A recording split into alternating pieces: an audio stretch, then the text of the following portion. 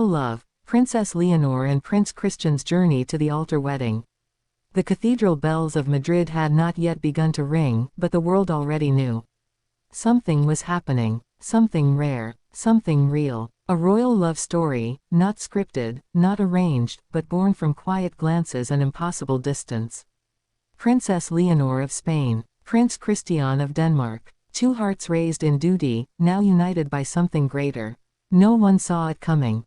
Royals don't marry for love, not anymore. But what if this time, they did? What if this was the story that would change how we see monarchy forever?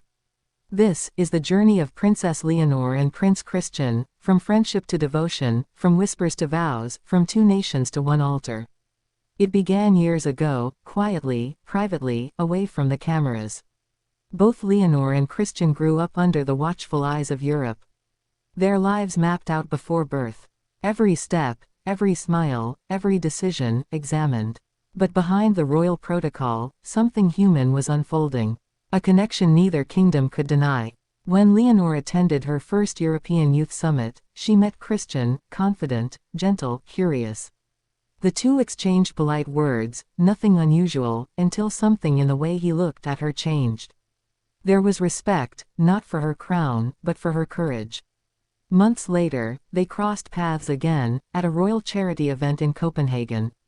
That's when the rumors began. Cameras caught small gestures, a shared laugh, a moment too long, a spark too visible. Yet both families dismissed it.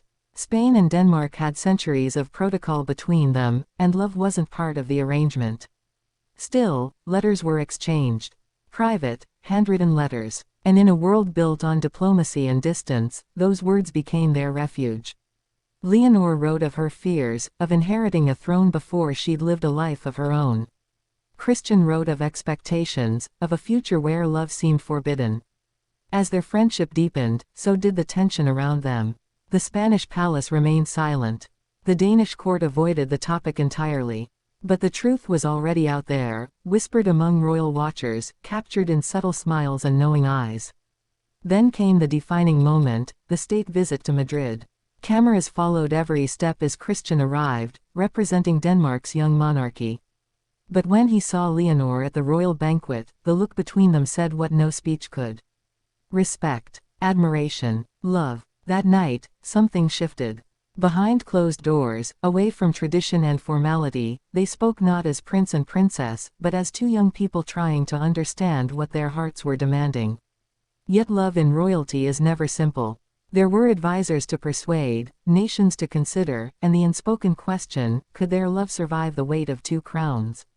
The answer didn't come overnight. Years passed. Leonor continued her military training, proving herself not just as Spain's future queen, but as a woman of discipline and grace. Christian matured too, taking on greater royal duties, earning respect not for his title, but for his heart. Through it all, their bond never broke. They were often apart, but never distant.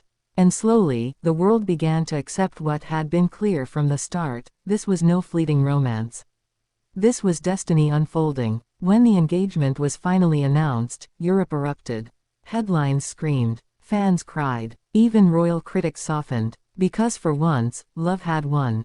The engagement ceremony was modest by royal standards, but rich in meaning. Leonor wore her mother's diamond brooch, a symbol of continuity.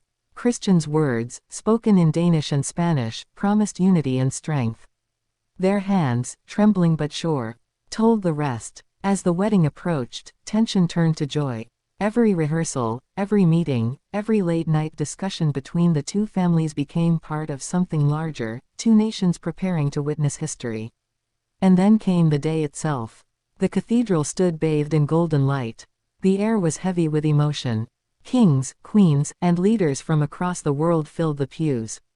Yet all eyes were on her, Leonor, radiant, calm, walking down the aisle with quiet strength. Christian waited, eyes wet, hands trembling. In that instant, every headline, every rumor, every obstacle faded. It was no longer Spain and Denmark. It was Leonor and Christian, two souls who had defied centuries of royal convention to write their own chapter. As they exchanged vows, the world watched in awe. His voice broke slightly as he said, "I will stand beside you, not as a prince, but as the man who loves you." She smiled, eyes glistening, replying, "And I will lead, not just as a queen, but as your heart's equal." When they sealed it with a kiss, it wasn't just a royal tradition. It was a declaration. A new kind of monarchy had been born, one defined not by power, but by partnership. The crowd outside erupted into cheers. Bells rang across Madrid. Children waved flags, while older generations wiped away tears. The world had seen many royal weddings, but none had felt quite like this. Behind the scenes, both families shared a quiet moment.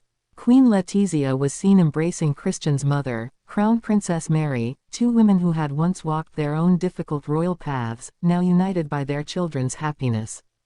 King Felipe and Prince Frederick exchanged proud smiles, knowing that their heirs were more than leaders, they were symbols of hope. Later that evening, at the royal reception, music filled the grand hall. Leonor and Christian's first dance was slow, graceful, tender. The crowd fell silent as they moved together, the future of Spain and Denmark in perfect harmony. Every photograph from that day told the same story: love grounded in duty, and duty transformed by love. For Leonor, it marked the beginning of a reign defined not by cold tradition, but by compassion. For Christian, it meant becoming more than a prince, a partner, a bridge between nations. But perhaps the most moving moment came after the cameras left.